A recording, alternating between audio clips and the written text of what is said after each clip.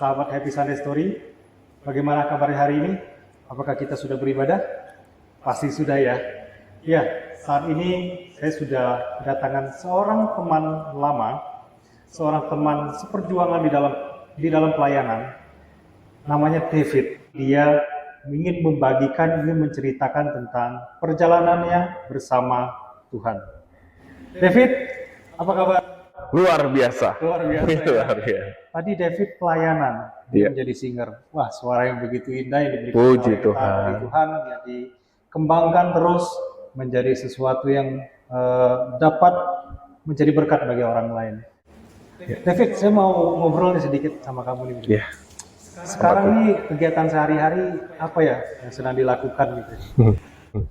Oke, sekarang saya bekerja di salah satu kementerian Ya. sebagai staf di sana, dan juga saya mengisi waktu luang juga dengan mengajar, karena memang saya sudah mengajar musik itu dari SMA. Iya, dari SMA dulu. Ya, latihan kan saya latihan vokal dari SD ya. Latihan-latihan, lomba-lomba, terus akhirnya SMA saya mulai ngajar waktu itu untuk yang bawah kelas saya, dan juga ada orang tua yang mau anaknya supaya diajarin vokal, terus saya udah mulai tuh ngajar waktu SMA. Nah, kuliah saya juga lebih aktif lagi tuh ngajar kan, karena memang lebih banyak lagi waktu luangnya. Sampai saya udah pernah ngajar di salah satu sekolah juga di Jakarta, di Cibubur, dan sekarang saya pun masih mengisi waktu luang saya dengan mengajar seni, terkhusus itu vokal. Khusus vokal ya. Iya. Apa David tadinya memang ada basic vokal di sekolah musik atau di mana gitu deh? Jadi agak unik sih sebenarnya kenapa saya terjun dari SD itu udah latihan vokal dan lomba dan lain sebagainya. Waktu itu ini pelajaran juga sih bagi orang tua sekarang ya, untuk jangan pernah press anak itu terlalu berlebihan untuk tahu semua hal. Kurikulum di Indonesia sendiri kan ya, anak-anak tuh saya bisa bilang dipaksa ya untuk tahu semuanya, matematika, bahasa, sosial, science gitu. Mereka kayak tough everything inside itu, dimasukin semua ke dalam otaknya. Momen itu kayak begitu berat bagi saya, dan akhirnya di sekolah pun saya nggak bisa nangkap pelajaran gitu, dan mama saya bawa saya ke psikolog. Mama saya bawa saya ke psikolog waktu itu. Umur berapa itu dibawa ke psikolog? SD kelas 1 atau kelas 2. SD sudah dibawa ke psikolog. Penyakitmu luar biasa ya.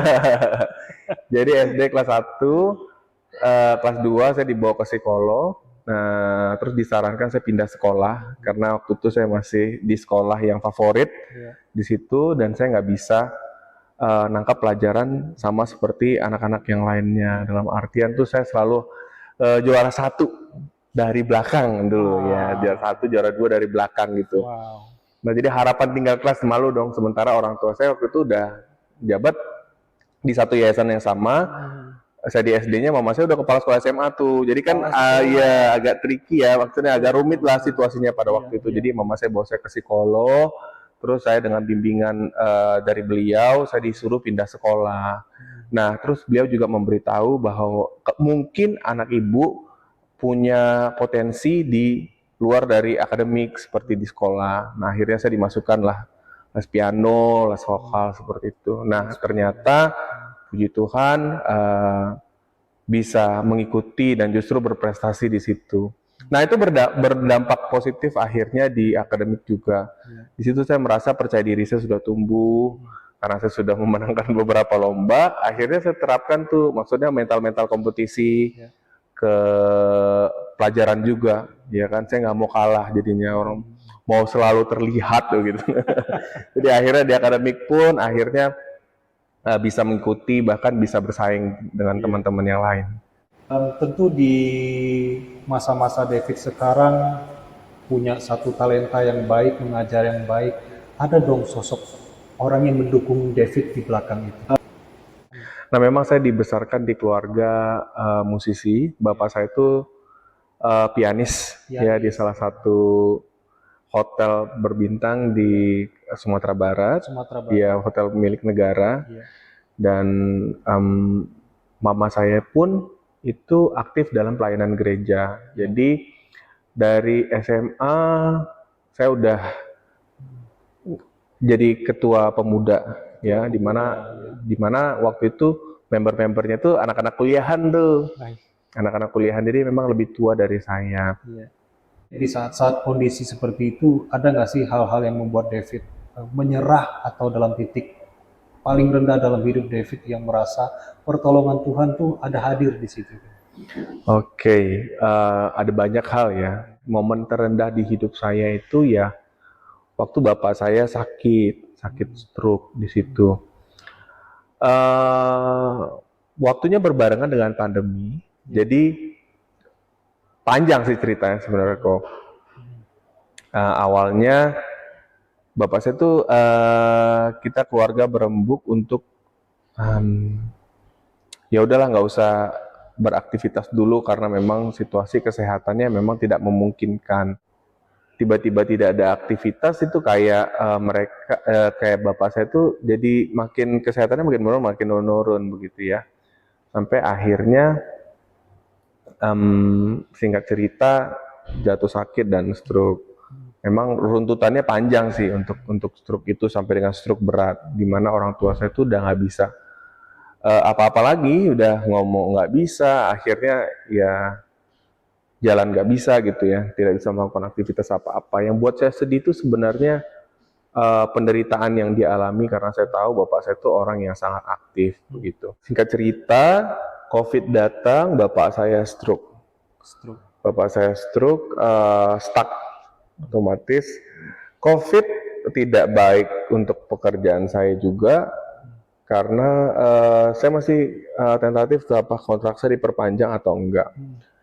Saya dapat info kalau bapak saya stroke dan akhirnya saya putuskan saya tidak memperpanjang kontrak. Ditanya sih sebenarnya sama sekolah, saya tidak memperpanjang, akhirnya sekolah dapat yang baru kan, atau gurunya yang baru. Nah, saya pesan tiket ke Padang waktu itu. Saya pesan tiket ke Padang, dalam artian saya nggak apa-apa deh jaga bapak aja gitu ya. Saya jaga bapak aja. Nah, waktu saya balik, itu kan kondisinya waktu itu masih pandemi ya. Saya pesan tiket,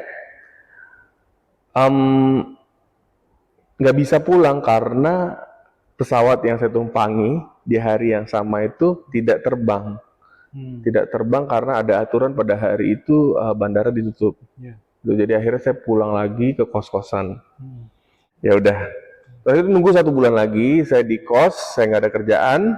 Saya udah stop kan bekerja gitu karena saya udah mau balik ke Padang. Saya tunggu 1 bulan, di mana di 1 bulan itu pun pasti ada pengeluaran ya, pasti ada pengeluaran dan ya ada tabungan sedikit-sedikit pun menipis-menipis begitu ya. Ya. Terus akhirnya saya nunggu 1 bulan, sudah selesai sebulan di kos-kosan, nggak ada ngapa-ngapain. Kepulangan yang kedua kalinya nih, karena pertama kali kan gagal, kedua kali. Nah, saya sudah ngurus waktu itu rapid test kok. Saya ngurus rapid test saya, dan dengan uang yang sudah seadanya ini di kantong, ya kan. Nah, saya mau urus pulang ke Padang. Di bandara, ternyata saya nggak bisa terbang. Pesawatnya bisa flight, tapi peraturan untuk Sumatera Barat harus PCR. Nggak bisa rapid. Jadi yang saya punya itu nggak ada artinya gitu loh. Padahal waktu itu lumayan mahal juga kan untuk ngurus rapid itu saya 500 apa 600 lah waktu itu. Tapi tetap aja karena kondisinya kita masih terbatas dalam segala hal, ya sekecil apapun pengeluaran tuh tetap besar gitu ya kan. Jadi saya nggak bisa berangkat karena itu. Saya mau ngurus PCR pun di bandara nggak ada PCR gitu. Nah, sebelum saya berangkat ke bandara, orang tua saya yang di Jakarta ini, iya orang tua rohani saya, dia bilang gini, mami waktu itu bilang gini, Fit, kalau misalnya tidak bisa berangkat lagi, kau tahu harus kemana? balik ke sini dan ya udah gitu loh, nggak apa-apa, kita tinggal sama-sama di sini juga nggak apa-apa. Jadi akhirnya karena saya nggak bisa balik lagi ke Padang, saya pulang lah gitu kan. Saya pulang ke rumah orang tua rohani saya nih, orang tua angkat saya ini.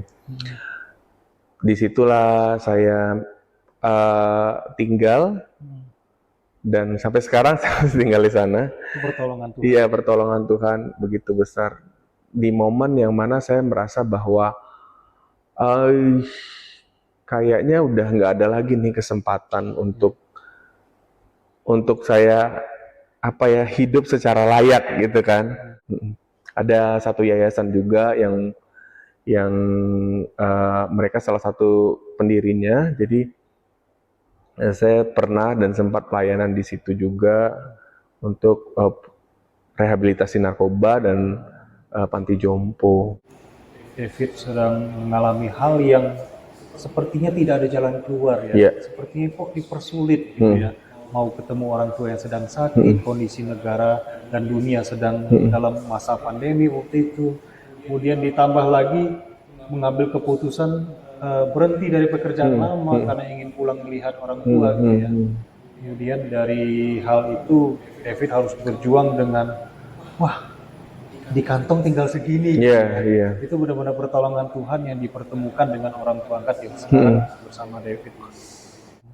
Ada lagu yang mengatakan bahwa ada di kitab Mazmur pun ada, burung-burung di udara saja yang tidak memiliki lumbung, yang tidak mengumpulkan, itu Tuhan pelihara kok. Gitu loh. Saya manusia yang ya Tuhan bilang bahwa Dia mengasihi kita kan. Masakan Dia tidak memelihara kita, masakan Dia tidak melihat kita. Dan itu memang saya imani ya. Saya imani betul-betul bahwa memang bagaimanapun nantinya, saya tahu pasti Tuhan jaga, pasti Tuhan pelihara. Saya tidak akan ditinggalkannya sendiri, saya tidak akan jatuh sampai dengan terpuruk.